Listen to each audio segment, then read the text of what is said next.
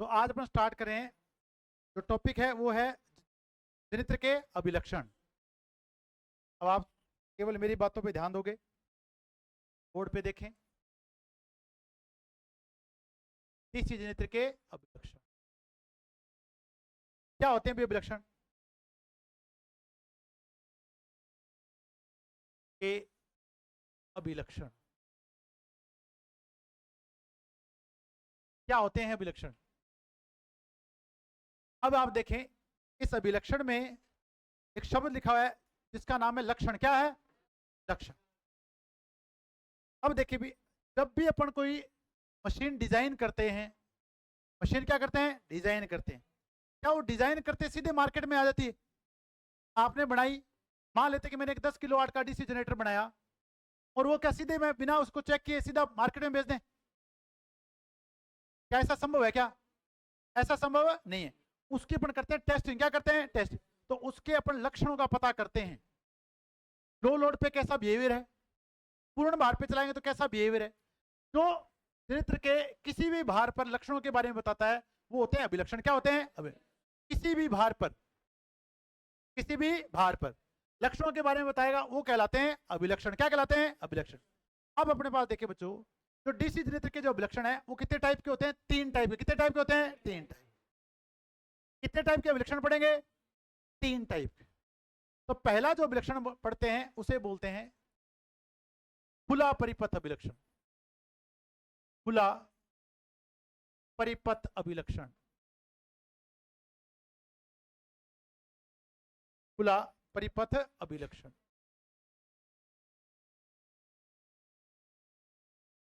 तो डीसी जनित्र में कितने टाइप के अभिलक्षण पढ़ेंगे अपन? 3 टाइप के। पहला है खुला परिपथ अभिलक्षण, ठीक है भी। अब इसका दूसरा नाम है open circuit characteristics. Open circuit characteristics यानी ओसीसी। अब बताओ, अगर इसमें खुला परिपथ लिखा गया है तो ये खुला परिपथ किसके लिए लिखा गया है? क्या है खुला परिपथ? ये जो खुला परिपथ है ये किसे बता रहा है? ये खुला परिपथ बता रहा है भार को। किसे बता रहा है? भार को। यानी जो भार के जो सिरे हैं वो इस समय क्या है? खुले हुए हैं। क्या है? खुले हुए हैं। तो बताओ लो लोड पे काम कर रहा है कि फुल लोड पे काम कर रहा है? नो लोड पे। जब भी आपसे पूछा जाएगा कि खुला परिपथ अभिलक्षण किस भार पे खींचा जाता है तो आप बताओगे नो लोड पे। कौन से लोड पे? यानी खुला परिपथ कब है? जब भार कितना है? नो लोड, नो भार, कोई भार नहीं। अब आपके पास जब कोई भार नहीं है तो जो आपका जो जनित्र है वो वोल्टेज पैदा करेगा। वो कौन सी वोल्टेज पैदा करेगा? शून्य भार पर उत्पन्न वोल्टेज। शून्य भार पर उत्पन्न वोल्टेज। और जो शून्य भार पर जो वोल्टेज पैदा होगी वो बराबर होगी ईजी के। किसके बराबर होगी? क्योंकि आपके पास वोल्टेज ड्रॉप नहीं होगा। अब देखिए भी, अब जो आपके पास जो शून्य भार पर जो वोल्टेज पैदा हो रही है ईजी, वो किसे बढ़ाने से बढ़ती है? ये जो ईजी है, बताओ अपने जब ईएमएफ इक्वेशन पढ़ी थी तो किसके समानुपाती थी? 2 कारकों के समानुपाती थी। एक तो समानुपाती थी एन के, एक समानुपाती थी फाई के। एक समानुपाती एन के, एक समानुपाती फाई के। तो अब अपन क्या करेंगे, जब भी अपन खुला परिपथ अभिलक्षण बनाते हैं तो इस एन को कर देते हैं कांस्टेंट। क्या कर देते हैं? यानी स्पीड आपकी क्या रहेगी? कांस्टेंट। तो एन आपके पास है कांस्टेंट। एन क्या है? कांस्टेंट। जब एन कांस्टेंट हो गया तो ईजी समानुपाती किसके है? ईजी समानुपाती किसके है? फाई के। ईजी समानुपाती किसके है? फाई। अब जो देखें, इस फ्लक्स को मेजर करने के लिए फ्लक्स मीटर यूज करते हैं। क्या यूज करते हैं? और अगर आपको फ्लक्स को मेजर करना है तो एक्चुअल में आपको जो कोर है उसमें से एक होल निकालना पड़ेगा। क्या निकालना पड़ेगा? होल। तो अगर आप होल निकाल के मेजर करोगे तो मेजर किया जाएगा फ्लक्स। क्या मेजर किया जाएगा? फ्लक्स। अब इस फ्लक्स को जो मेजर करना है वो आसान काम है? नहीं होता है। परंतु आपको पता है ये जो फ्लक्स फाई एफ है वो बताओ किसके समानुपाती होता है? अरे ये फाई एफ किसके समानुपाती होता है? क्षेत्र कुंडली में प्रवाहित उत्तेजन धारा आई एफ के। अरे होता ही नहीं होता? जो फाई एफ होता है वो समानुपाती किसके होता है? आई एफ के। अरे होता ही नहीं होता? क्षेत्र कुंडली में प्रवाहित उत्तेजन धारा। अब क्या इसे मेजर किया जा सकता है? क्या इसे मेजर किया जा सकता है? क्या इसे मेजर किया जा सकता है? एमीटर से। किसे मेजर कर सकते हैं? एमीटर से। तो अगर आप इसे बढ़ाते हो तो चुंबकीय फ्लक्स का मान बढ़ता ही नहीं बढ़ता? बढ़ेगा। तो अपन क्या करते हैं, इसे मेजर ना करके किसे मेजर किया जाता है? आई एफ को। तो अपन यहां लिख सकते हैं कि ईजी है वो समानुपाती होता है आई एफ के, आई एफ के, उत्तेजन धारा आई एफ के, जो कि आपके क्षेत्र कुंडली में प्रवाहित होती है। तो बताओ खुला परिपथ अभिलक्षण किन दो के बीच खींचा जाता है? शून्य भार पर उत्पन्न वोल्टेज ईजी और उत्तेजन धारा आई एफ के बीच कौन से भार पे खींचा जाता है? कौन से भार पे खींचा जाता है? No load. बताओ याद होगी इतनी बातें? अरे इतनी बातें याद होगी? याद होगा? समझ में आ गया? अब देखिए अगला जो अभिलक्षण है उसे बोलते हैं आंतरिक अभिलक्षण। क्या बोलते हैं? आंतरिक अभिलक्षण।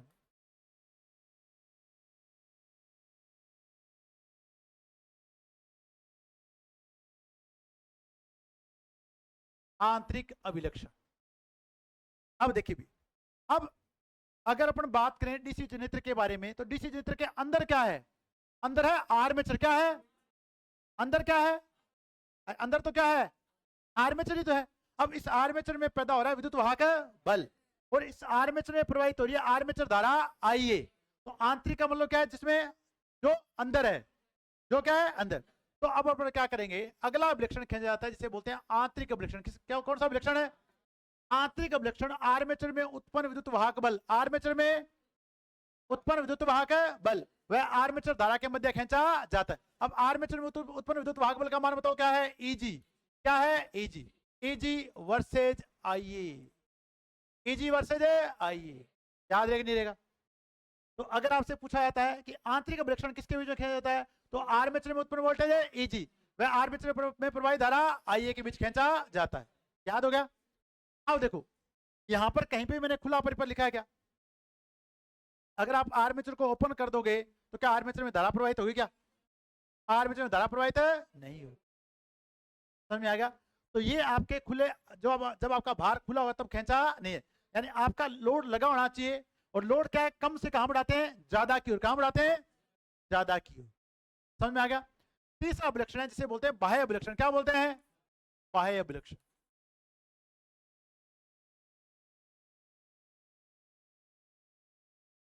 बाह्य अभिलक्षण। अब आपको बाहर क्या मिलेगा? वी आउटपुट, वी, और बाहर धारा कौन सी मिलेगी? आईएल, लोड धारा आईएल। तो वीएल वर्सेज या वी आउटपुट वर्सेज भार धारा आईएल के बीच जो अभिलक्षण खींचा जाता है उसे बोलते हैं बाह्य अभिलक्षण। क्या बोलते हैं? तीनों अभिलक्षण याद हो गए? पहला अभिलक्षण कौन सा था? कौन से भार पर? किस किस के बीच में? एजी कौन से भार पर? शून्य भार पर। कौन से भार पर? और फील्ड वाइंडिंग में प्रवाहित है धारा आईएफ के बीच। याद हो गया? दूसरा अभिलक्षण कौन सा है? और तीसरा अभिलक्षण कौन सा है? आर्मेचर के अंदर क्या है? एजी, और धारा कौन सी है? आईए। बाहर क्या है? वी आउटपुट, और बाहर धारा आईए। फिर जब आप बाहर देखोगे तो आपको वोल्टेज क्या मिलेगी? वी आउटपुट, और धारा कौन सी मिलेगी? बाहर धारा आई। बताओ याद हो नहीं हो गए? अरे याद हो गए? चलो आज अपन जो पढ़ने जा रहे हैं अभिलक्षण, वो अभिलक्षण पढ़ने जा रहे हैं अपन कौन से जनित्र के? पृथक उत्तेजित जनित्र के अभिलक्षण। कौन से जनित्र के? पृथक उत्तेजित जनित्र के अभिलक्षण। तो पहला अभिलक्षण अपन यहीं से चल रहे हैं।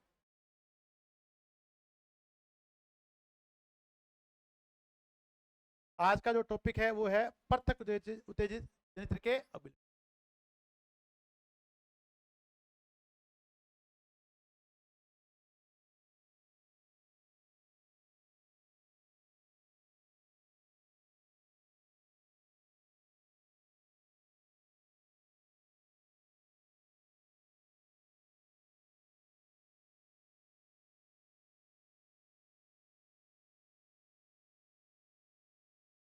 पहला पढ़े अपन पृथक उत्तेजित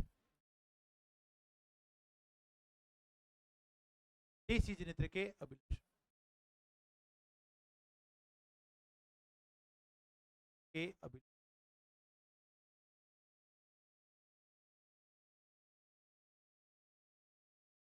तो बताओ कितने प्रकार के अभिलक्षण होते हैं? तीन प्रकार। कितने टाइप के? तीन। तो डीसी जो आपका पृथक डीसी जनित्र है उसमें कितने तरह के अभिलक्षण खींचे जाते हैं? तीन तरह। और लिखेंगे इसमें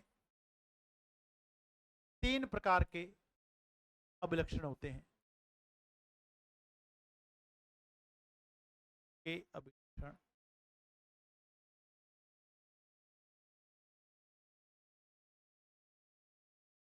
या पृथक जो जनित्र होता है उसमें कितने प्रकार के अभिलक्षण खींचे जाते हैं? 3 प्रकार के अभिलक्षण खींचे। पहला जो अभिलक्षण है उसका नाम बताओ मेरे को। खुला परिपथ अभिलक्षण। खुला परिपथ अभिलक्षण।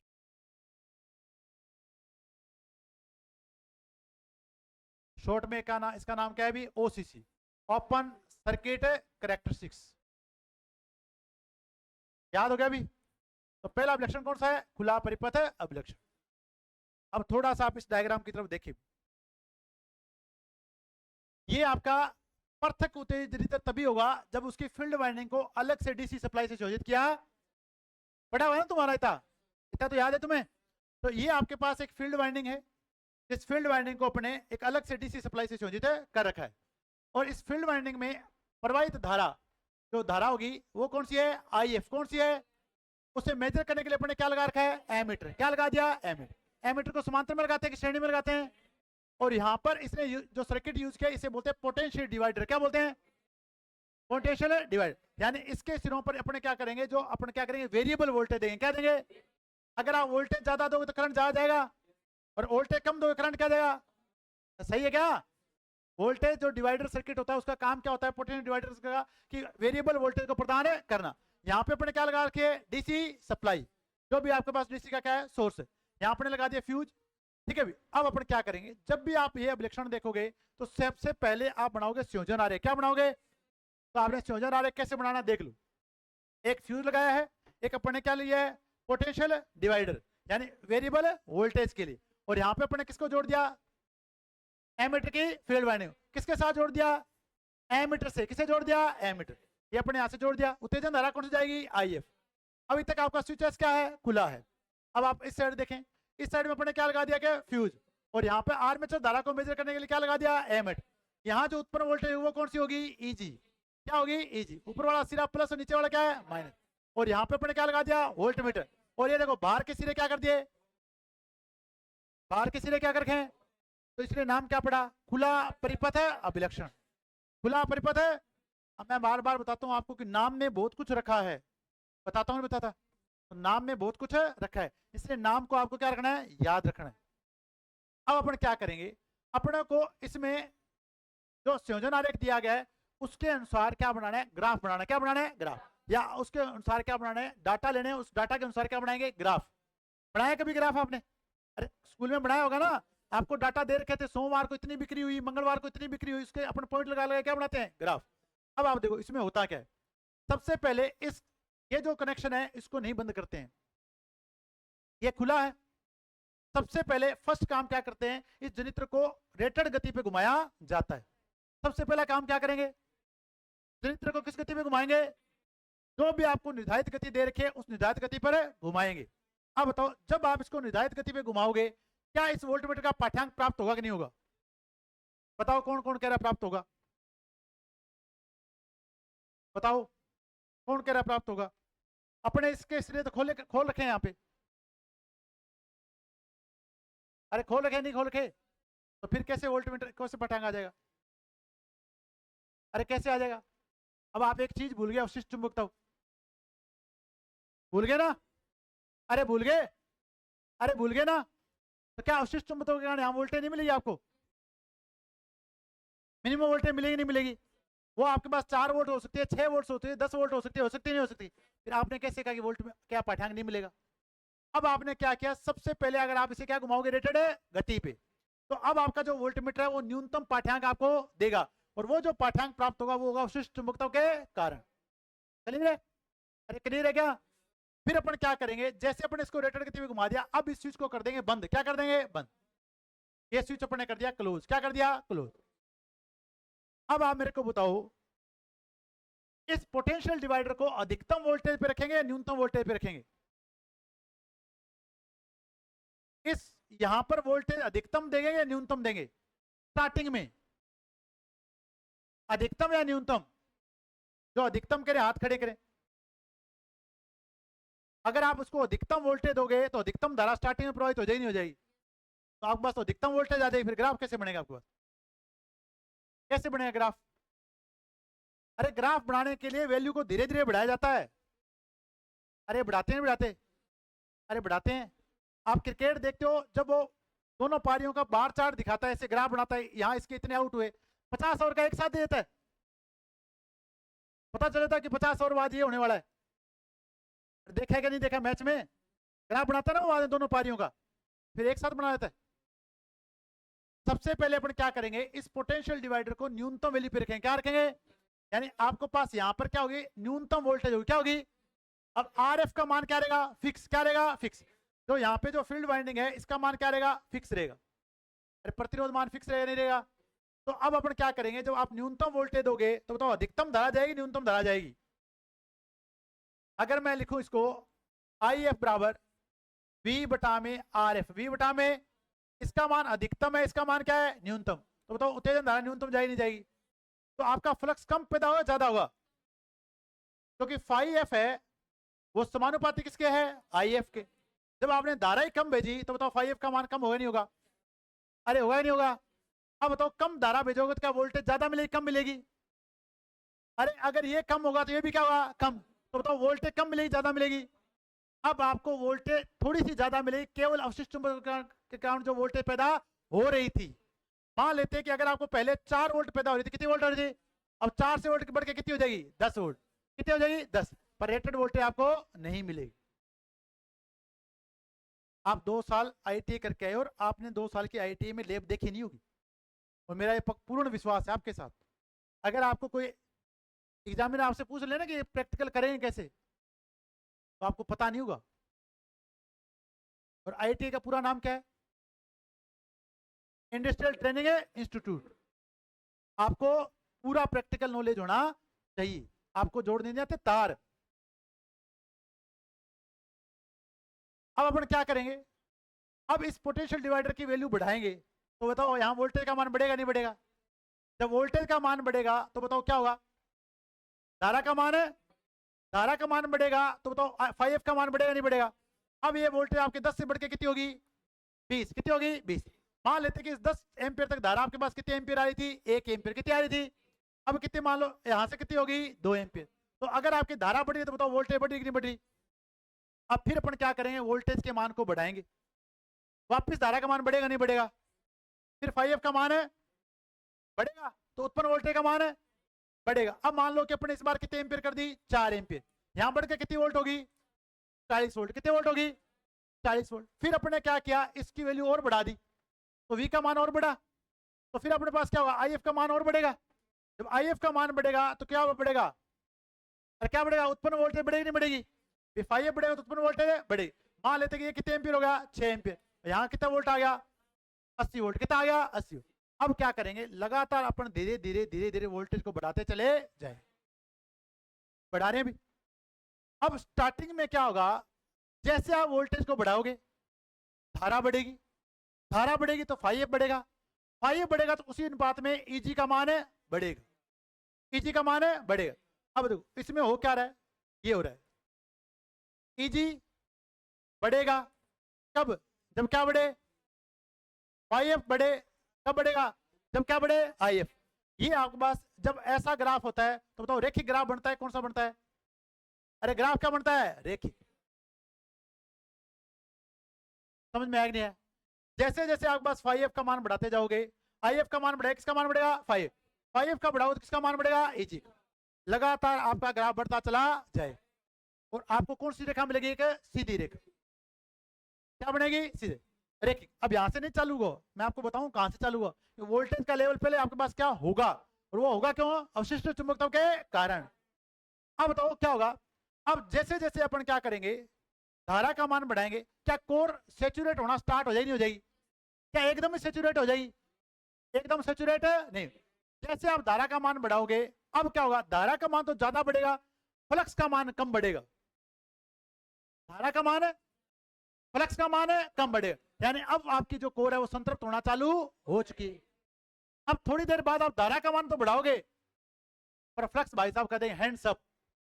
अब इससे आगे, जब इससे आगे नहीं जाएगा तो कोर क्या हो चुके हैं, सेचुरेट। क्या हो चुके हैं, जब फ्लक्स का मान नहीं बढ़ेगा तो क्या उत्पन्न वोल्टेज का मान बढ़ेगा। यानी अब आपकी कोर कौन से क्षेत्र में काम करिए, संतृप्त क्षेत्र में। कौन से काम में करिए, संतृप्त क्षेत्र। समझ में आया कि नहीं है। यानी अगर मैं इसको एक अभिलक्षण के रूप में बनाऊं तो कैसा अभिलक्षण दिखाई देगा आपको?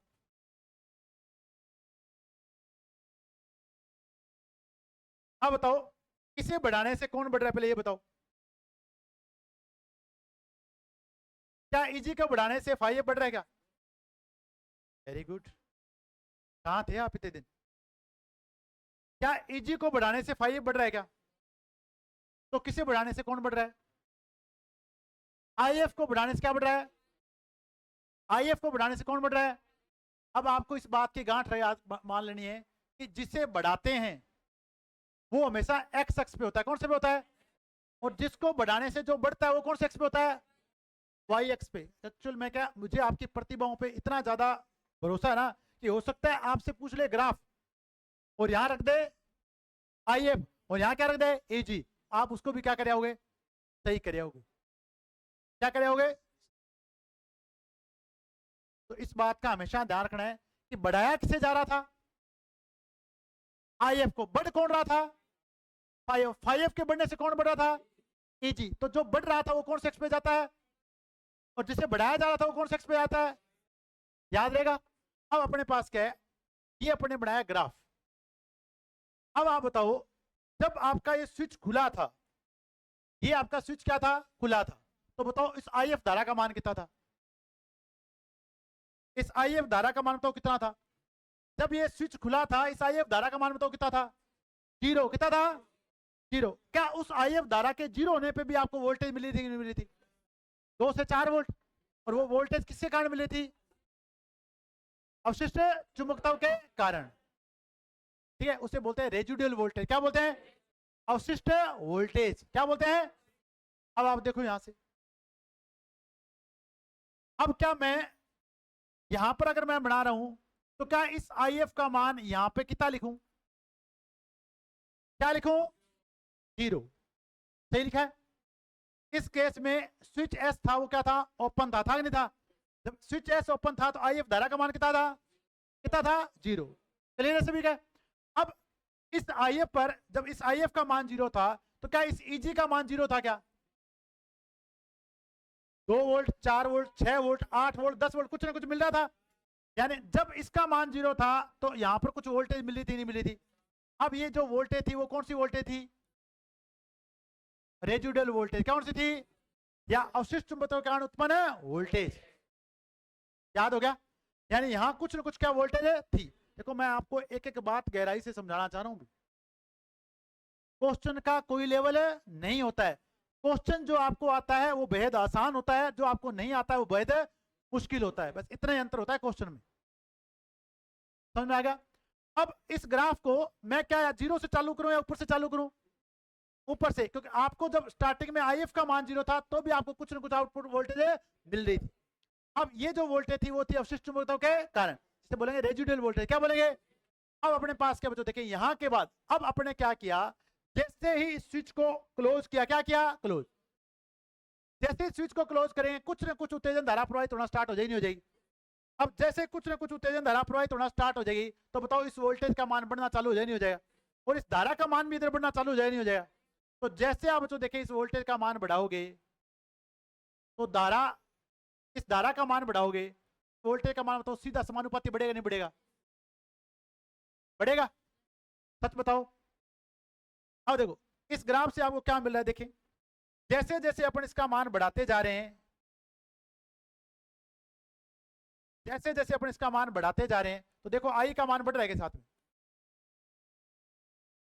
इधर आप जा रहे हो तो देखो आई का मान बढ़ रहा है कि नहीं बढ़ रहा? अरे बढ़ रहा है। यहाँ 2 ampere, 3 ampere, 4 ampere, 5 ampere, 6 ampere, 7 ampere, 8 ampere, बढ़ रहा है कि नहीं बढ़ रहा? और इधर अगर आप जा रहे हो ऊपर की तरफ तो क्या बढ़ रही है? वोल्टेज। बढ़ रही है कि नहीं बढ़ रही? क्या लगातार ऐसे ही बढ़ती रहेगी? अब एक लिमिट के बाद, एक लिमिट के बाद अगर मैं इसे ओ पॉइंट मानता हूं, क्या मानता हूं? O point. और इसे मैं मानता हूं ए पॉइंट। क्या मानता हूं? ए पॉइंट। अब ये इस बिंदु के बाद अब आपकी जो कोर है वो संतृप्त होना स्टार्ट हो जाएगी। अब आपकी जो कोर है वो क्या होना स्टार्ट हो जाएगी? संतृप्त होना स्टार्ट हो जाएगी। जब कोर संतृप्त होना स्टार्ट होगी तो धारा तो ज्यादा बढ़ेगी, वोल्टेज कम बढ़ेगी। धारा तो ज्यादा बढ़ेगी, वोल्टेज कम बढ़ेगी। क्या हो गया तेरे आंखों में, क्या हो रहा है तेरे? है, तो नीचे क्या देख रहे हैं? अब हमारे पास क्या होगा, अब इस चीज को देखें, ये आपका ए पॉइंट आ गया है। अब आपको बढ़ाना है, धारा को तो ज्यादा बढ़ाना है और वोल्टेज क्या बढ़ाना है, कम बढ़ाना है। अब आप देखो, मैं धारा को बढ़ा के यहां तक ले आया, आप देखते जाना, पहले दोनों यहां थे। अब इस धारा को तो मैं यहां ले गया, अब ये गैप ज्यादा है कि नहीं ज्यादा, पर आपका जो ऊपर जो आएगा वो इतना गैप होना नहीं चाहिए। अब अपने पास क्या ऊपर कैसे आएगा, देखो, अगर अपन यहां पर कोर आपकी संतृप्त होना चालू हुई, तो मैं मान रहा हूं कि इस पॉइंट पे आते आते कोर क्या हो चुकी, संतृप्त हो चुकी है। बताओ दोनों में से कौन ज्यादा बड़ा, कम कौन बड़ा, वोल्टेज। देखो जब भी मैं पढ़ा रहा हूं बच्चों, देखें तो आपको जो जो मैं बातें बता रहा हूं आपके दिमाग में जाने चाहिए। जब भी आप ओसीसी ड्रा करो तो उस बात को, हर बात को अपने दिमाग को बताओ कि सर ने ऐसे बताया था कि देख ये ज्यादा बड़ा, क्या इतना बड़ा, क्या अरे बड़ा क्या, अब ये तो केवल इतना ही बड़ा है, धारा कितनी बढ़ गई, ज्यादा। अब ये पॉइंट अपने मान लिया बी पॉइंट, क्या मान लिया, बी पॉइंट। अब इस बी पॉइंट के बाद यहां से कोर संतृप्त होना चालू हुई और यहां पर कोर संतृप्त हो चुकी है। अब आप क्या करो, इस धारा को कितना ही बढ़ा दो, अब आपकी उत्पन्न वोल्टेज बढ़नी नहीं चाहिए। तो अब अपन क्या खींच दें, एक सीधी रेखा, क्या खींच दें, सीधी रेखा। अब आप इसको कहीं ले जाओ, अब आप इस धारा को बढ़ाते चले जाओ, क्या इस वोल्टेज का मान बढ़ेगा, क्या धारा का मान लगातार बढ़ रहा है, क्या इस वोल्टेज का मान बढ़ेगा क्या। तो ये कौन सा, ये देखो ये कौन सा क्षेत्र आ गया, संतृप्त क्षेत्र, क्या आ गया, संतृप्त क्षेत्र। आ गया कि नहीं आ गया, आ गया। यानी इस बी के बाद अगर मैं कोई सी पॉइंट लेता हूं, तो जो बी सी पॉइंट है वो कौन सा क्षेत्र है, अब बताओ ये ओ ए कौन सा क्षेत्र है, असंतृप्त क्षेत्र, कौन सा है, असंतृप्त क्षेत्र। यहां पर कोर सेचुरेट है नहीं, और यहां से कोर सेचुरेट होना स्टार्ट है, हो गई। अब बच्चों देखें, जब भी अपन घुटने को मोड़ते हैं, देखो ये जैसे कराब मेरे घुटने को देखो, क्या ऐसे बुना हुआ है क्या, तो इसे बोलते हैं नी पॉइंट, क्या बोलते हैं, इसे बोलते हैं नी पॉइंट, क्या बोलते हैं, नी। तो जहां पर आपकी कोर सेचुरेट होना स्टार्ट होती है, उस पॉइंट को बोला जाता है नी पॉइंट, क्या बोला जाता है, नी पॉइंट। नी बोलते हैं घुटने को, किसे बोलते हैं, घुटने। अब तो उसी से समझ में आया कि नहीं है, आ गया समझ में।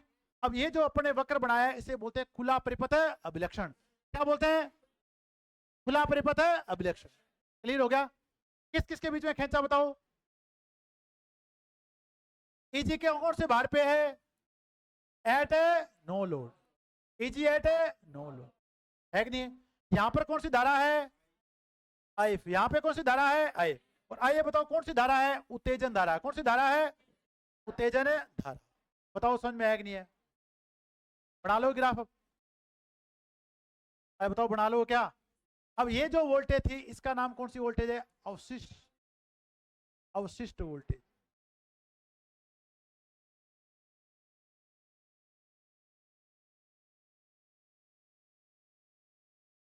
अवशिष्ट वोल्टेज। तो क्या आप ओसीसी भूलोगे, अरे भूलोगे क्या, चलो नहीं भूलोगे, पक्की बात है, क्वेश्चन कराऊं इससे संबंधित, चलो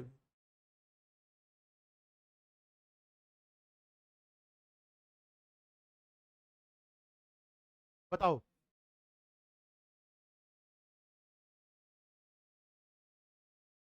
बताओ भी आंसर, क्या ऑप्शन आया, बी ऑप्शन। देखो यहाँ पे इसने खुला परिपथ अभिलक्षण है नहीं लिखा है, क्या लिख दिया, ओसीसी, ओपन सर्किट है। वक्र के प्राण में ईएमएफ उत्पन्न होने का मुख्य कारण कौन है, अवशिष्ट चुंबक, अवशिष्ट चुंबक। अब आप कहते हो सर हमें तो याद नहीं रहता, बताओ अभी पढ़ाया याद रहा नहीं रहा। आप एक बात नहीं करोगे, आप नहीं करते हो रिवीजन, क्या नहीं करते हो, ईमानदारी से वो काम नहीं करते हो,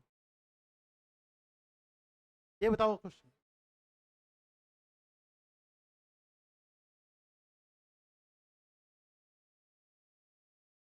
क्वेश्चन पूछा गया ओसीसी वक्र के ऊपरी भाग में वक्र सपाट होने लगता है, क्या होने लगता है, क्योंकि क्या हो चुके है, क्या हो चुका है, सेचुरेशन, क्या हो चुका है, संतृप्ति होती है, और क्या हो चुके, संतृप्त हो चुके। तो आंसर क्या आएगा, बी ऑप्शन।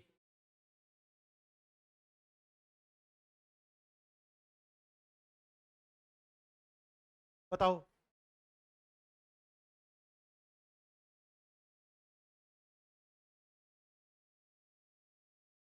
इसका दूसरा जो नाम है उसे बोलते हैं मैग्नेटाइजेशन कर्व। क्या बोलते हैं? अरे सुन लो, सुन लो। दूसरा जो नाम बोलते हैं उसी चीज का, उसे बोलते हैं मैग्नेटाइजेशन कर्व। क्या बोलते हैं? चुंबकन वक्र। क्या बोलते हैं? यहाँ पे क्या नाम दिया गया है? चुंबकीकरण विशेषता। चुंबकीकरण विशेष, तो इसे बोलते हैं चुंबकन विलक्षण। क्या बोलते हैं? इस तरफ मत देखना भी, ये गलत बनाया हुआ इसका। इसका जो दूसरा नाम है वो क्या है? चुंबकन विलक्षण, चुंबकन वक्र। याद हो गया? ये बताओ।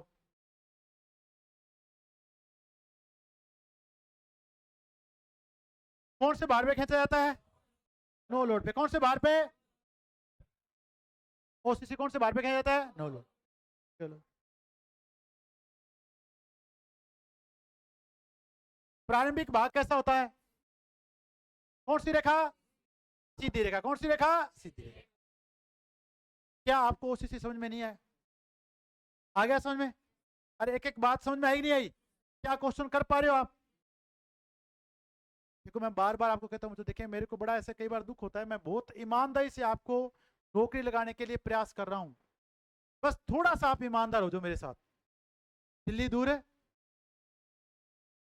ठीक है? इतना आपके घर वाले नहीं सोचते होंगे आपके बारे में, कोई नहीं सोचेगा, ठीक है भी?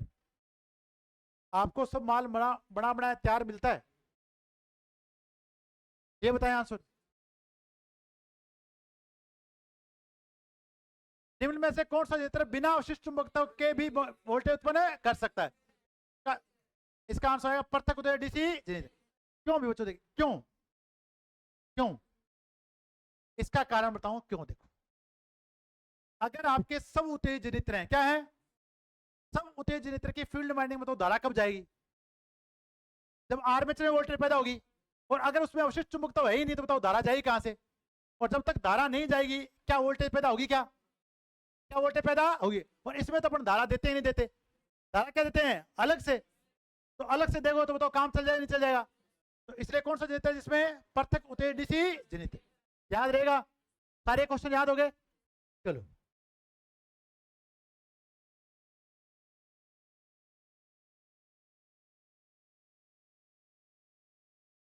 तो ये अपने पहला विलक्षण खींचा है, थोड़ा सा अपने यहाँ लिखते हैं इसके बारे में। अब बताओ सारी बातें याद हो जाएगी? सबसे पहला काम आपको क्या करना है बताओ? जनरेटर को कौन सी गति पे चलाना है? अरे कौन सी गति पे चलाना है? रेटेड गति पे चलाना है। कौन सी गति पे चलाना है? रेटेड। किस किस के बीच में खींचना है वक्र?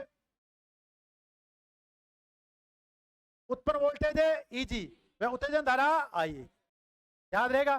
तो अब अपने इसके लिखते हैं विशेषता। क्या लिखते हैं भी? विशेष। तो यह है अभिलक्षण।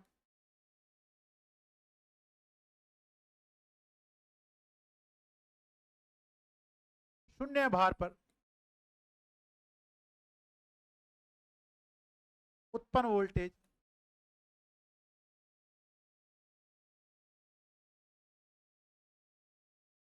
ईजी व उत्तेजन धारा IF के बीच खींचा जाता है।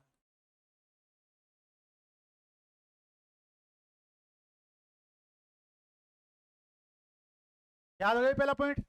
याद हो गया क्या अभी?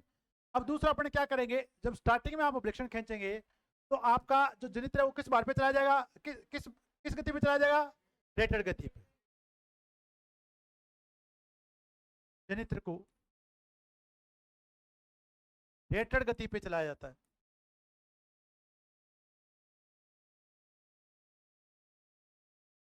बाहर सिरे खुले रखे जाते हैं, जोड़े जाते हैं?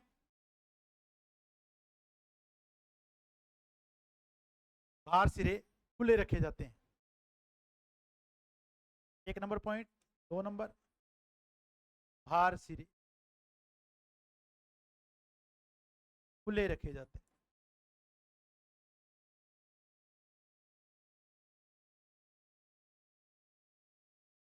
याद हो गया अभी? इसके बाद क्या करेंगे बताओ? क्या करेंगे इसके बाद?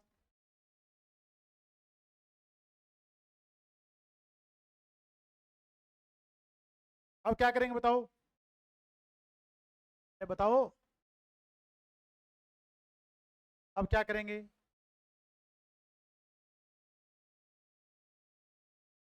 उत्तेजन धारा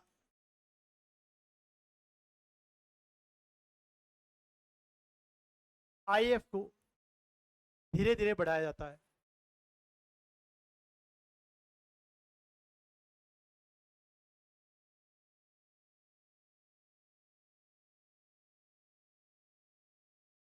धीरे धीरे बढ़ाएंगे, वह उत्पन्न वोल्टेज तथा उत्तेजन धारा IF के मध्य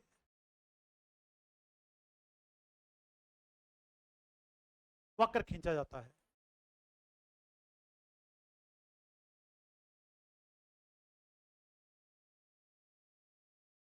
वक्र खींचा जाता है, बाकी मैंने आपको बता दिया यहां से, ठीक है भी। जैसे जैसे धारा का मान बढ़ाएंगे, स्टार्टिंग में क्या बढ़ेगी, रैखिक रूप से बढ़ेगी, जब तक आपकी कोर संतृप्त नहीं है, इस ए पॉइंट तक आपकी कोर संतृप्त नहीं है। तो ये है आपका असंतृप्त क्षेत्र। क्या है, असंतृप्त क्षेत्र। इस ए पॉइंट के बाद ए से बी पर, ए से बी तक पहुंचते पहुंचते कोर क्या हो चुकी है, संतृप्त, ठीक है। इसके बाद बी के बाद बिल्कुल क्या हो चुकी है, संतृप्त। तो ये आ गया आपका संतृप्त क्षेत्र। क्या आ गया, इसे कौन सा पॉइंट बोलते हैं, नी पॉइंट। अब आपसे क्वेश्चन पूछेगा कि बताओ नी पॉइंट कौन से ग्राफ से संबंधित है या कौन से वक्र से संबंधित है, खुला परिपथ है अभिलक्षण से, खुला परिपथ है। तो क्वेश्चन का मैं बार बार कहता हूं, क्वेश्चन का कोई लेवल है नहीं। अब कहीं कहता है ओके जरूरी लिखना है, इसको लिखने की क्या जरूरत है, कोई क्या सोच ले भी, जब मैंने लिखवाया तो कुछ ना कुछ लिखा होगा, क्यों जरूरी है, तभी तो लिखा है। तो जब आपसे पूछेगा तो क्या हाथ तेरे को घुटना पॉइंट पता है तो बताएं। इसलिए जो मैं करवा रहा हूं उसको आप ईमानदारी से लिखना है, एक एक पॉइंट को ध्यान से करके ध्यान देते हुए लिखना है। होगा क्लियर भी, याद होगी सारी बातें। कौन सा अभिलक्षण पढ़ दिया, खुला परिपथ है अभिलक्षण। नेक्स्ट अपन पढ़ रहे हैं आंतरिक अभिलक्षण। क्या पढ़ते हैं, आंतरिक। 2 नंबर पॉइंट पे अपन लिख रहे हैं आंतरिक अभिलक्षण।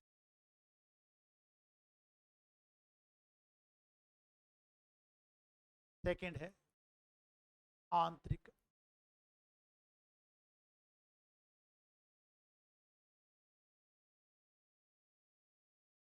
अब मैंने कहा था आंतरिक है तो बताओ किसके बीच में है। अब आपको सिंपल पता होना चाहिए, देखो आपको सिंपल उसको लैंग्वेज से याद रखो कि डीसी मशीन के अंदर क्या है, आर्मेचर। आर्मेचर में क्या है, आर्मेचर धारा और उत्पन्न है वोल्टेज, बस। तो यह अभिलक्षण किसके बीच में खींचेंगे, ईजी और आईए के। तो यह अभिलक्षण देखें, पहले तो ये लिखें, यह अभिलक्षण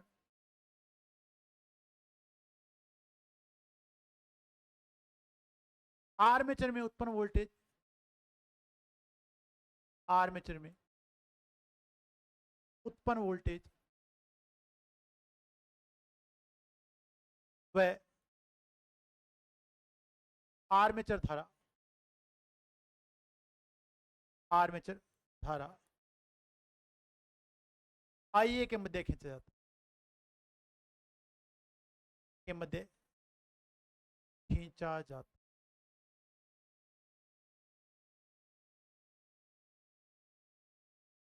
अब देखिए भी आप डायग्राम, डायग्राम दिख रहा है आपको। स्टार्टिंग में ये आपके पास डायग्राम है, फील्ड वाइंडिंग के कनेक्शन आपके पास क्या है, ओपन है। क्यों ओपन है बताओ, तो फील्ड वाइंडिंग के कनेक्शन क्लोज करने से पहले आपको इस जनरेटर को रेटेड गति पे घुमाना पड़ेगा, पड़ेगा नहीं पड़ेगा, इसलिए फील्ड वाइंडिंग कनेक्शन क्या है, ओपन है। ओपन कर दिए भी। अब अपने इस जनरेटर को क्या घुमाएंगे, रेटेड गति पे। अब आप देखें यहां पर, देखो यहां पर जो ये जो अभिलक्षण दिखाया गया है, ये डायग्राम आपके पास फुल लोड वाला है। मैं क्या बताना चाह रहा हूं आपको, आंतरिक अभिलक्षण। अब आप देखें अगर आपके पास फील्ड वाइंडिंग कनेक्शन क्या है, ओपन है, और आपने किस पे घुमाया इसको, रेटेड गति में घुमा दिया भी। अब अपन क्या करेंगे, अब पहला अभिलक्षण अपन खींच चुके हैं, वो है खुला परिपथ अभिलक्षण। बार बार वो तो खींचना है नहीं, अरे नहीं, वो खींचना नहीं। अब इस बार अपन लगाएंगे यहाँ पे भार। क्या लगाएंगे, भार। क्या लगाएंगे, भार। अब अपन क्या करेंगे, इस उत्तेजन धारा जो इसमें रेटेड उत्तेजन धारा जा रही है उसे प्रवाहित करेंगे। क्या करेंगे, रेटेड उत्तेजन धारा प्रवाहित करेंगे, कर दी। अब आप रेटेड उत्तेजन धारा प्रवाहित करोगे तो बताओ यहाँ पर रेटेड उत्पन्न वोल्टेज पैदा हो जाएगी, नहीं हो जाएगी, इस आर्मेचर में रेटेड उत्पन्न वोल्टेज क्या है, ईजी उत्पन्न हो जाएगी, जो उसकी शून्य भार पर अधिकतम वोल्टेज पैदा होनी चाहिए। मान लेते हैं कि इसमें रेटेड भार पर जो रेटेड उत्तेजन धारा है उस पर जो ईजी उत्पन्न हुआ वो कितना वोल्ट हुआ, 300 वोल्ट। कितना वोल्ट हुआ, 300 वोल्ट। यानी अपने क्या किया, ईजी का मान कितना वोल्ट आ गया, 300 आ गया भी 300 वोल्ट। अब जैसे अपन इसके सिरों पे क्या लगाएंगे, भार। क्या लगाएंगे, भार। मैं यहां पे लगा रहा हूं भार, ये भार है आर एल। क्या है, आर एल। अब आप देखें, जब तक अपन इस भार को नहीं जोड़ेंगे क्या आर्मेचर में धारा प्रवाहित होगी क्या, अरे बताओ होगी क्या। इस आर्मेचर में कोई धारा कब प्रवाहित होगी, जब इन दोनों सिरों के बीच में क्या जोड़ दे पड़े, भार। तो बंद परिपथ तभी बनेगा या नहीं बनेगा। अरे धारा प्रवाहित होने के लिए बताओ बंद परिपथ बनना चाहिए नहीं बनना चाहिए। तो अगर मैं यहां पर आर एल नहीं लगाऊंगा तो तब तक क्या धारा प्रवाहित हो जाएगी क्या। अब आपके आर्मेचर में जब तक आर्मेचर धारा प्रवाहित नहीं होगी क्या आर्मेचर प्रतिक्रिया हो जाएगी क्या, अरे बताओ। आर्मेचर प्रतिक्रिया बताओ कब होती है, जब आर्मेचर में क्या प्रवाहित हो, आर्मेचर धारा। और आर्मेचर प्रतिक्रिया का ऐसा प्रभाव मैंने बताया था जिसके कारण आपके पास नेट फ्लक्स का मान घटता है। कौन सा प्रभाव बताया था, विचुंबकन प्रभाव बताया था कुछ। और विचुंबकन प्रभाव के कारण अपने क्या पढ़ा था, उत्पन्न वोल्टेज घटती है, उत्पन्न वोल्टेज घटती है। बताओ इतनी बातें समझ में आई नहीं आ गई।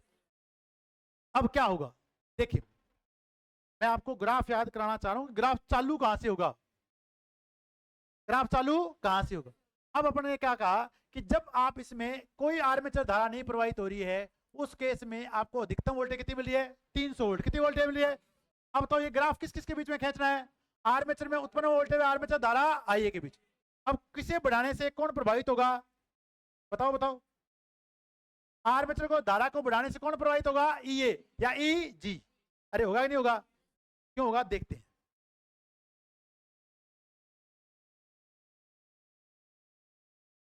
अब देखिए ये आपके पास आर्मेचर धारा आईए का मान है 0। कितना है, 0। बताओ इस समय आपको आर्मेचर में उत्पन्न वोल्टेज का मान कितना मिल रहा है,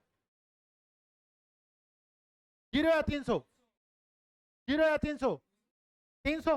तो बताओ ग्राफ कहां से चालू करें, ऊपर से चालू करें या नीचे चालू करें, अरे सही है। अब आपने ओसीसी बना ली, अधिकतम उत्तेजन धारा प्रवाहित कर दी, उसके बाद आपको शून्य भार पे अधिकतम वोल्टेज मिल गई नहीं मिल गई। अब आपका जो ग्राफ है बताओ कहां से चालू हुआ, ऊपर से। जब आपकी आर्मेचर धारा का मान 0 होगा तो आपके पास उत्पन्न वोल्टेज का मान बताओ अधिकतम होगा नहीं होगा, अरे सही है।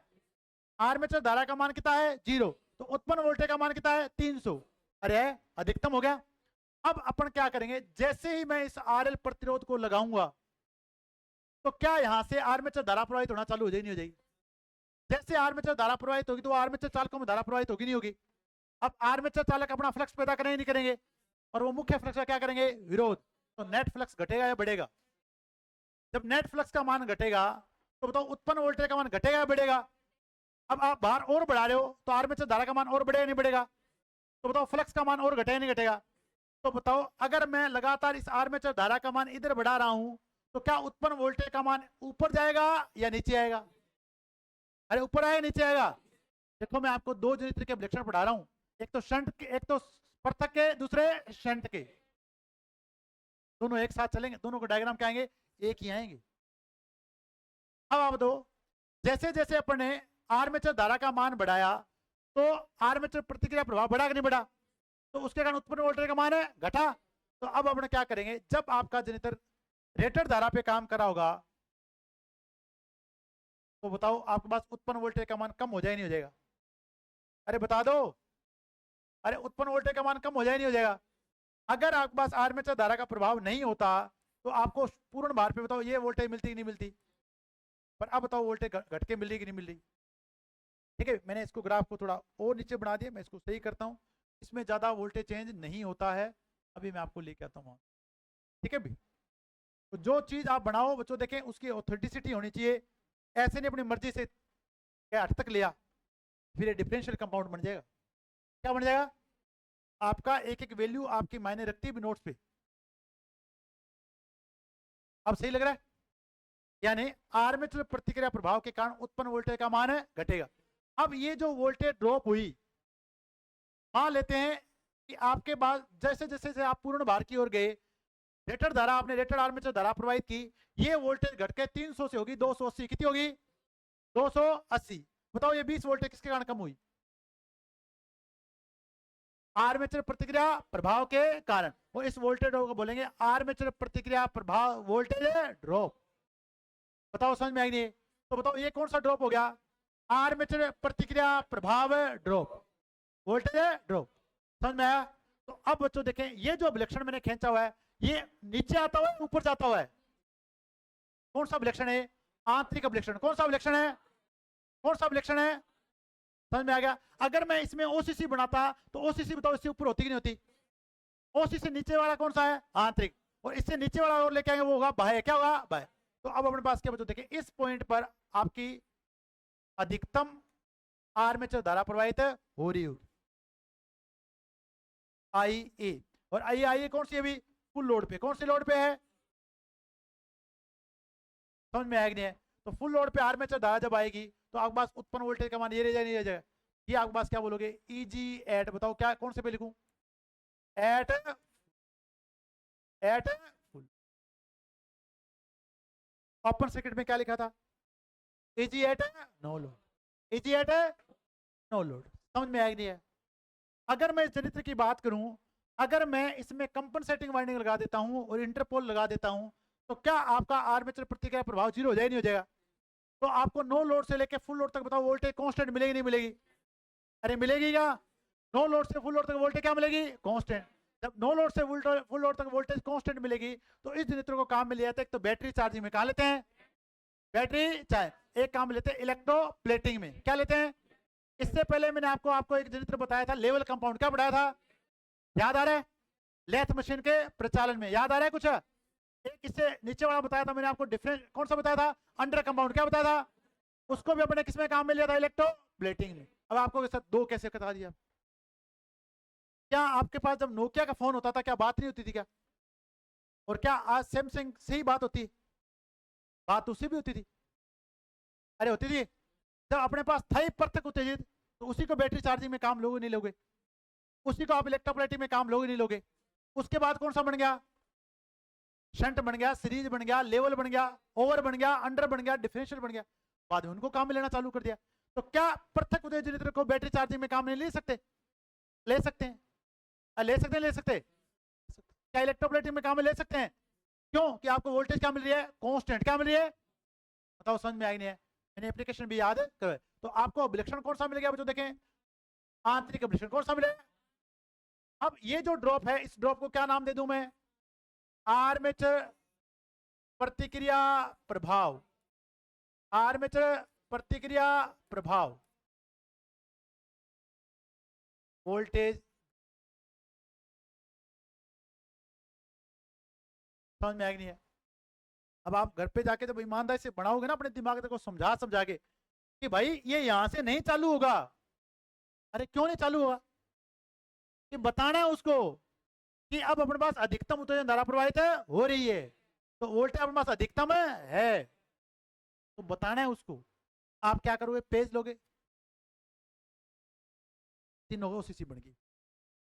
अगर इतना पढ़ोगे ना तो ओसीसी पर कई बार बनानी पड़ेगी, कई बार बनानी पड़ेगी, कई साल बनानी पड़ेगी।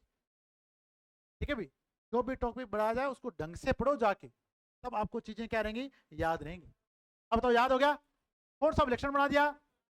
आंतरिक। तो इस अभिलक्षण का क्या नाम रख दें? आंतरिक अभिलक्षण। किसके बीच में खींचा? याद हो गया?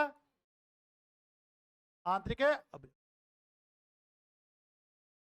याद होगा भी सभी को? चलिए अब अपन खींचेंगे बाह्य अभिलक्षण। क्या खींचेंगे?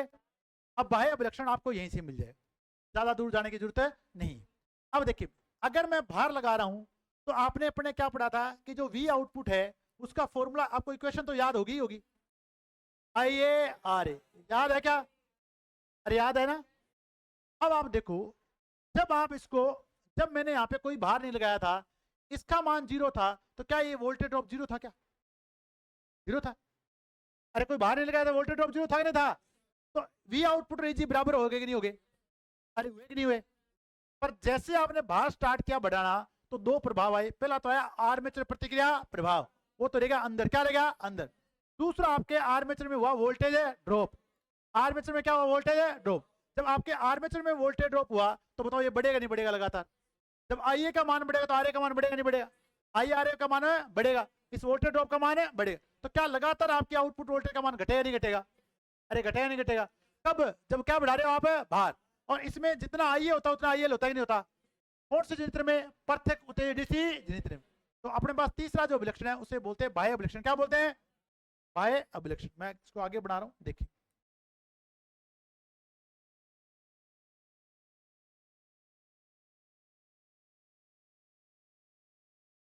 बाह्य अभिलक्षण।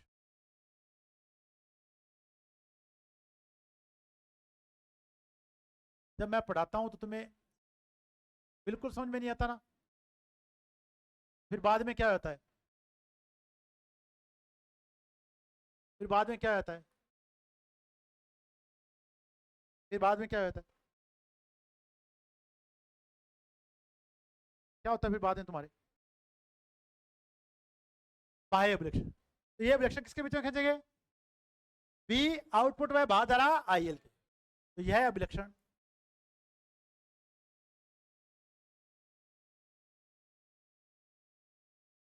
जनित्र की आउटपुट वोल्टेज की आउटपुट वोल्टेज वह भार धारा आई एल के मध्य खींचा जाता है।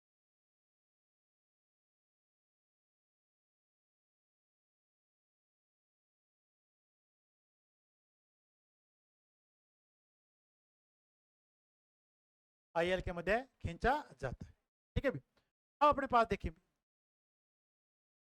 अगर आपको आंतरिक अभिलक्षण बनाना आ गया है तो उसी से आपके पास आ जाएगा बाह्य अभिलक्षण। क्या आ जाएगा, बाह्य। आई ए बराबर क्या होता है, आई एल। क्या होता है, आई एल। और यहां पर आपको मिल रहा है ईजी। क्या मिल रहा है, ईजी, ठीक है भी। ये ईजी जो है इस समय नो लोड पे, क्या भी नो लोड। अब आपने क्या किया, भार बढ़ाना क्या किया, चालू किया। आई एल को बढ़ाया तो क्या बढ़ा, आई ए। मैं एक खींच रहा हूं सीधी रेखा। पहला जो अभिलक्षण अपने क्या किया, ये जो ड्रॉप हो गया वो कौन सा था, आर्मेचर प्रतिक्रिया प्रभाव के कारण वोल्टेज ड्रॉप। तो ये अभिलक्षण आपके पास आ गया था आंतरिक अभिलक्षण। क्या आ गया था, आंतरिक अभिलक्षण आ गया था भी। अब क्या हुआ, अब जैसे जैसे आप भार धारा का मान बढ़ाओगे तो अपने पढ़ा है कि जो वी आउटपुट है वो किसके बराबर है, E G minus I A R A. तो क्या ये वोल्टेज ड्रॉप बढ़ेगा, जब ये वोल्टेज ड्रॉप बढ़ेगा तो बताओ आउटपुट वोल्टेज का मान घटेगा नहीं घटेगा। तो अब आप जैसे जैसे आप आई एल का मान बढ़ाते जाओगे तो बताओ क्या वोल्टेज ड्रॉप बढ़ता जाएगा नहीं बढ़ता जाएगा, जाएगा। अब बताओ ये कौन सा ड्रॉप आ जाएगा, आई ए आर ए। अब आपके पास ये है easy at full load, EG eight है फुल लोड, आर्मेचर में उत्पन्न वोल्टेज है फुल लोड, जिसमें से आपने क्या घटा दिया है, आई ए आर ए। तो क्या मिल जाएगा, वी आउटपुट। तो बताओ ये वाली वोल्टेज कौन सी है, we output at at full load. और यहाँ पे बताओ, देखो यहाँ पे अगर नहीं हो रहा तो ईजी और वी आउटपुट बराबर है कि नहीं बराबर। ये बताओ अभिलक्षण कौन सा है, कौन सा अभिलक्षण है, याद हो गया कि नहीं हो गया, सारे याद हो गए। कहां से लेके आने हैं, ऊपर से नीचे की ओर, ऊपर से नीचे। याद हो गए, कैसे बने याद हो गए, क्यों ऐसे बने याद हो गए, पक्का याद होगा। अब देखो, अब अपना और क्वेश्चन लेते हैं इसके, बताओ क्या होता है।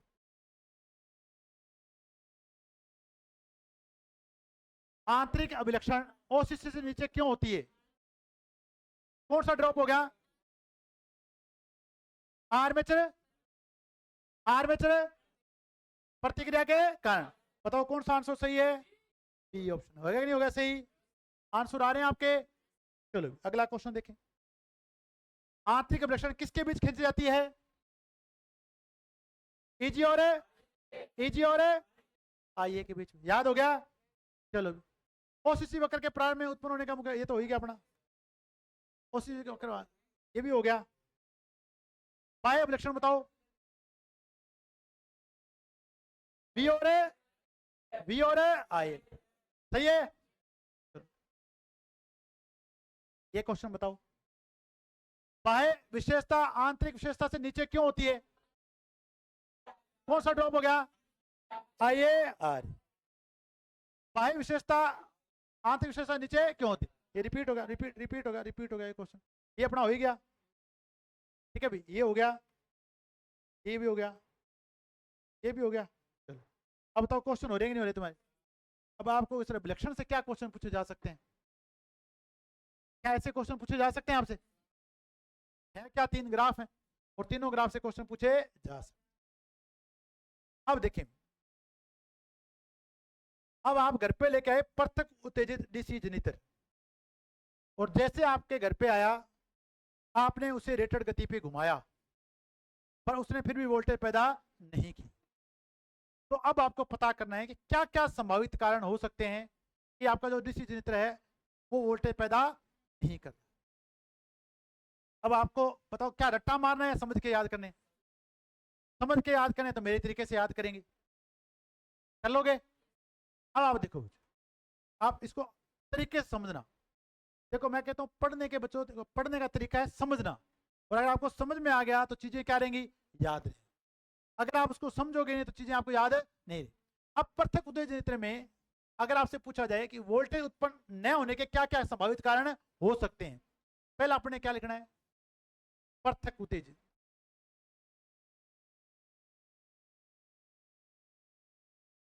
पृथक उत्तेजित डीसी जनरेटर में वोल्टेज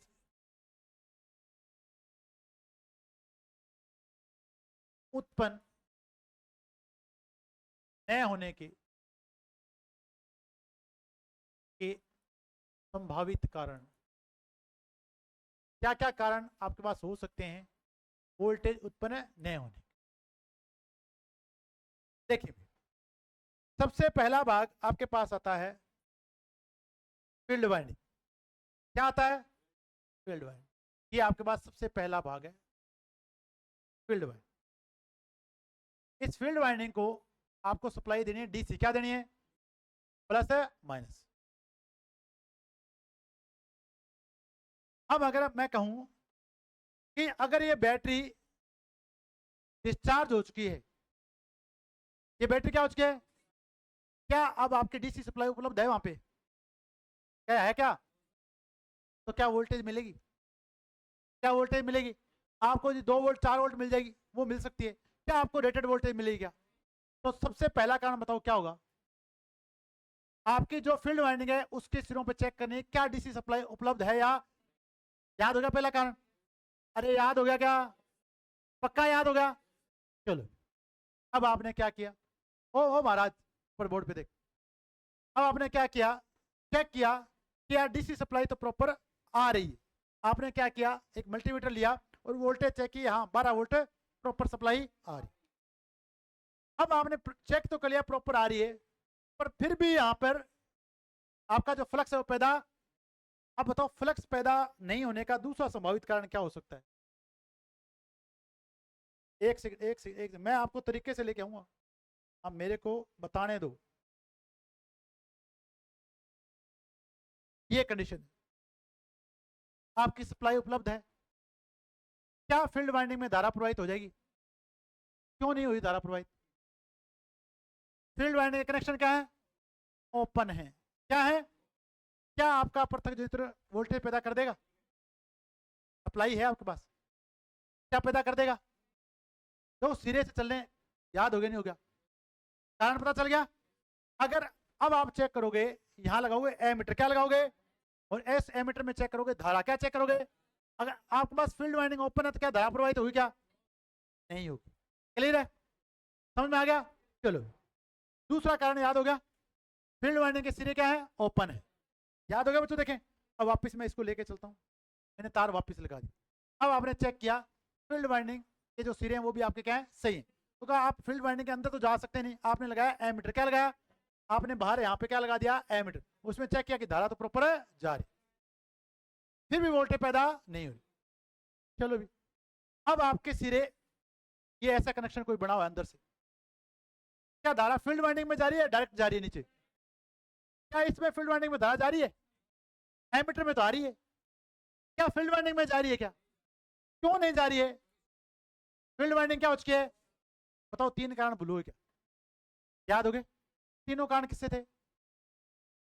फील्ड वाइंडिंग के सिरों पर डीसी सप्लाई उपलब्ध है? नहीं। फील्ड वाइंडिंग के सिरे क्या है? ओपन है। फील्ड वाइंडिंग के सिरे क्या है? शॉर्ट। तीनों केस में क्या आपके पास वोल्टेज मिलेगी? क्या नहीं मिलेगी। समझ में आ गया? 3 साइड से क्लियर होगी। अब देखो, अब आपने तीनों कारण चेक कर लिए। फील्ड वाइंडिंग के सिरे शॉर्ट भी नहीं है, सप्लाई भी उपलब्ध है, सब कुछ यहां से क्या है? ओपन है। अब आपने कहा आरपीएम चेक कर लेते हैं। उसमें लिखा गया था कि इसे घुमाना है 3000 आरपीएम पे। कितने आरपीएम पे? और आप उसे घुमा रहे हो रेस देके 300 आरपीएम पे। कितने आरपीएम पे? क्या आपको वोल्टेज मिल जाएगी क्या? तो चौथा आप चेक करोगे रेटेड आरपीएम। क्या आपके आरपीएम तो क्या है? सही है। चेक कर लिए। अब आपने कहा कि आरपीएम भी क्या है? सही है। तो अब अभी आपकी वोल्टेज पैदा नहीं है। अब अपन मूव कर लेंगे आर्मेचर की साइड। कहां कर लेंगे? इस साइड से अपने सारे क्या कर दिए? ओके। क्या कर दिया? ओके। डीसी सप्लाई दे दी। फील्ड वाइंडिंग चेक कर लिया, ना तो शॉर्ट है नहीं क्या है? ओपन है। आरपीएम भी क्या है? पूरे। तो भी आपको वोल्टेज पैदा नहीं हुई।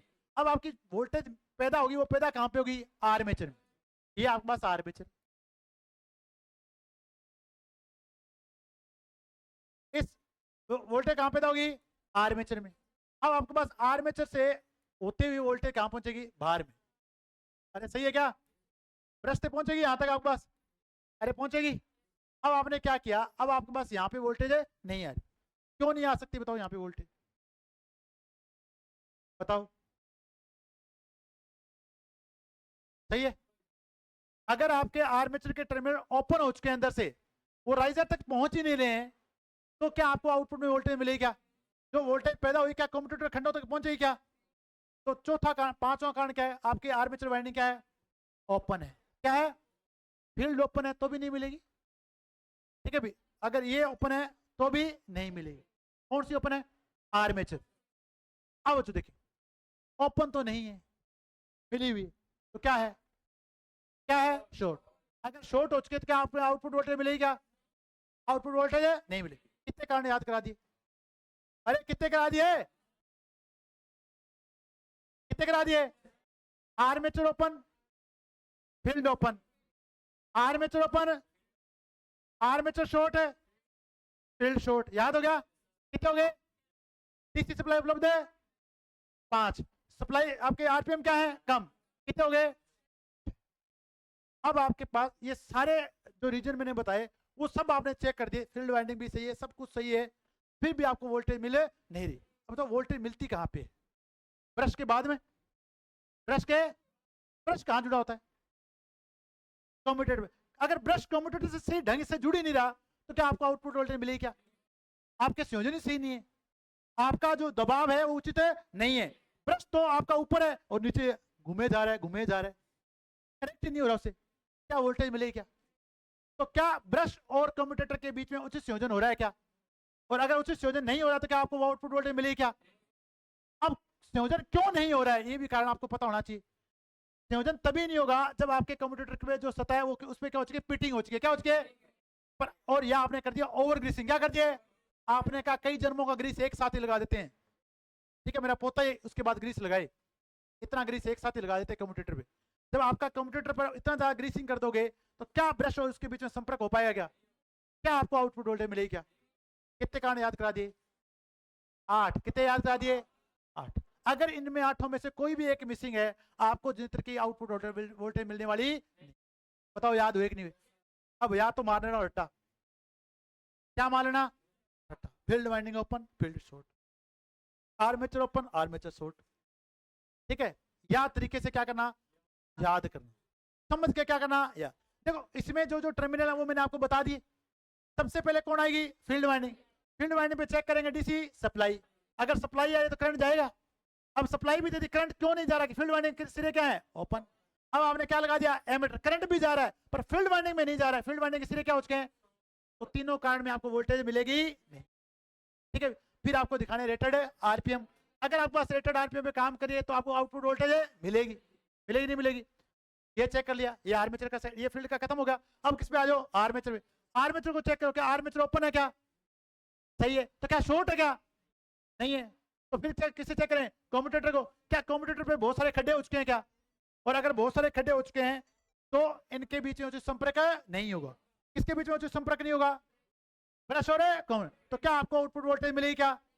या ब्रश के जो संयोजन है वो आपके ढीले हो चुके हैं तो क्या आपको आउटपुट में वोल्टेज मिलेगी क्या? आपको आउटपुट में वोल्टेज नहीं मिलेगी। क्लियर हो गया? समझ में आ गया? अगर आपने कम्यूटेटर पर बहुत ज्यादा गंदगी जमा हो चुकी है, ओवर ग्रीसिंग कर दिए, तो क्या आपको उचित संयोजन होगा क्या? उस संयोजन नहीं होगा। तो ये सभी कारण हैं जिसके कारण आपको आउटपुट वोल्टेज नहीं मिले। याद हुए कि नहीं हुए? अब मैं लिखूंगा, आप साथ साथ बोल देना मेरे। बोल तो दोगे? आज बुला दूंगा तो क्या है, कल मैं भूल जाऊंगा कह दूं। पहला कारण क्या है? फील्ड वाइंडिंग के सिरों पर डीसी सप्लाई उपलब्ध नहीं है।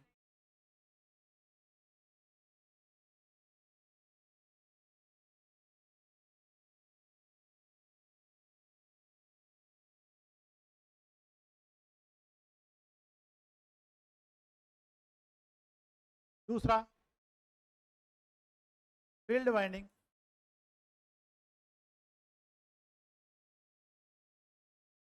के सिरे खुले हैं। तीसरा कारण, फील्ड वाइंडिंग के सिरे शॉर्ट है।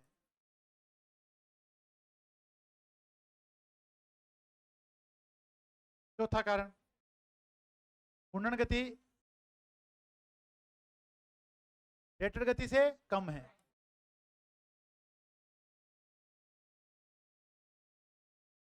से कम है। पांचवा कारण, आर्मेचर वाइंडिंग क्या है? ओपन है।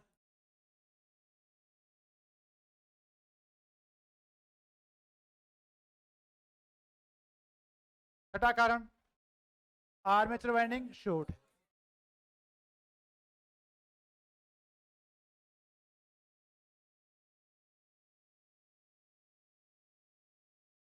ठीक है भी। सातवां कारण बताओ।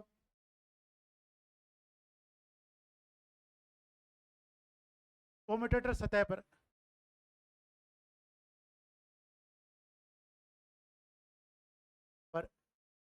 बहुत अधिक फिटिंग है।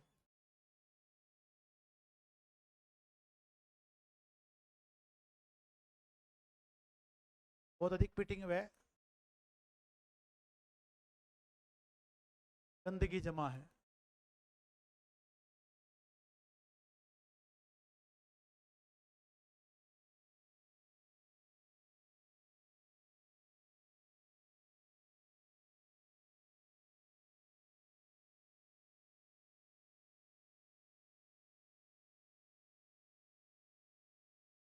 ब्रश संयोजन क्या है? याद हो गए भी सारे? चलो भी, तो इसी के साथ अपना ये टॉपिक क्या हो गया? कंप्लीट हो गया है। ठीक है भी।